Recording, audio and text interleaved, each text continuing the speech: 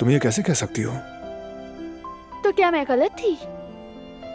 तुम तो इस वक्त अजीम बारान आगा थे, बेहद हैंडसम, बावकार। क्या रूप था, क्या दबदबा था। लड़कियों के प्रिंस चार्मिंग। और मैं क्या थी? एक मामूली सी आम से मोहल्ले की लड़की। तुम मुझसे क्यों मोहब्बत करोगे?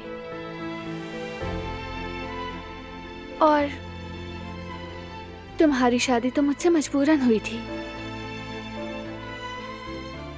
मैं कभी यकीन भी नहीं कर सकी कि तुम मुझसे प्यार करोगे,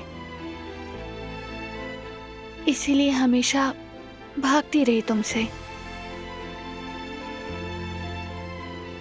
मुझे देखो, तुम दिलान दमीर हो,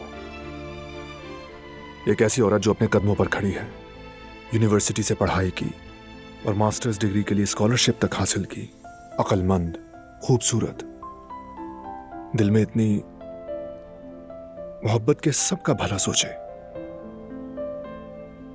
मैंने उससे वैसा प्यार किया जैसा कभी किसी से नहीं किया। उसके लिए हर छोटे बड़े से लड़ता रहा मैं।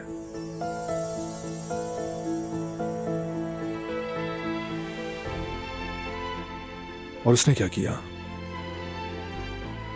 पहले मौका मिलने पर हमारे दरमियान तलाक जैसा लफ्ज ले आई वो।